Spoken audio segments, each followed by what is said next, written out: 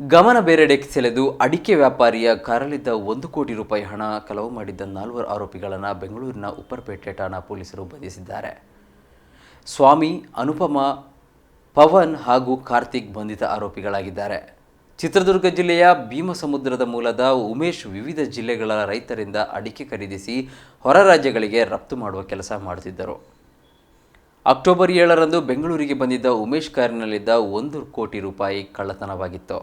ಈ ಸಂಬಂಧ ಕಾರು ಚಾಲಕ ಸ್ವಾಮಿಯ ಮೇಲೆ ಅನುಮಾನಗೊಂಡು ಅಕ್ಟೋಬರ್ 21ರಂದು ಉಪ್ಪರಪೇಟೆ ಠಾಣೆಗೆ ಉಮೇಶ್ ದೂರು ನೀಡಿದ್ದರು. ಅಕ್ಟೋಬರ್ 7ರಂದು ಅಡಿಕೆ ಖರೀದಿಸಲು ಅಪಾರ ಪ್ರಮಾಣದ ಹಣದೊಂದಿಗೆ ಉಮೇಶ್ ತಮ್ಮ ಕಾರು ಚಾಲಕ ಸ್ವಾಮಿ ಜೊತೆ ಚಿತ್ರದುರ್ಗದಿಂದ ಹೊರಟಿದ್ದರು. ಕಾರಿನ ಡಿಕ್ಕಿಯಲ್ಲಿ ಹಣದ ಬ್ಯಾಗ್ ಇರಿಸಿದ್ದರು. ತುಮಕೂರಿನಲ್ಲಿ ಅಡಿಕೆ ಸಿಕ್ಕಿರಲಿಲ್ಲ.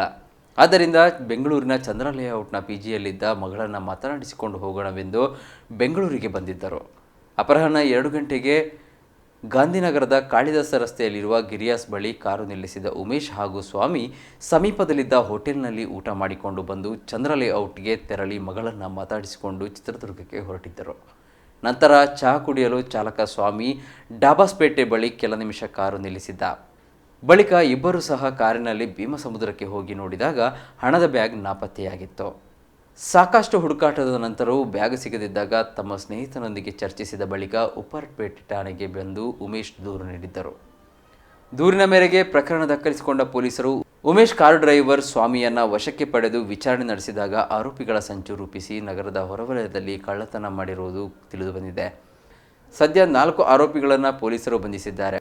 ಬಂಧಿತರಿಂದ 90,19,000 ರು ನಗದು, ಕದ್ದ ಹಣದಲ್ಲಿ ಖರೀದಿಸಿದ್ದ 6,49,000 ಮೌಲ್ಯದ 2 ಆಪಲ್ ಫೋನ್ಗಳು, 1 ಇಯರ್ಫೋನ್, 2 ವಾಚ್ಗಳು, 1 ಸ್ಮಾರ್ಟ್ ವಾಚ್, 61.670 ಗ್ರಾಂ ಚಿನ್ನಾಭರಣ, ಕೃತ್ಯಕ್ಕೆ ಬಳಸಿದ 2 ಕಾರುಗಳು, 1 ಬೈಕ್, 4 ಮೊಬೈಲ್ ಫೋನ್ಗಳನ್ನು ವಶಕ್ಕೆ ಪಡಿಸಿಕೊಂಡಿರುವುದಾಗಿ ಪೊಲೀಸರು ತಿಳಿಸಿದ್ದಾರೆ.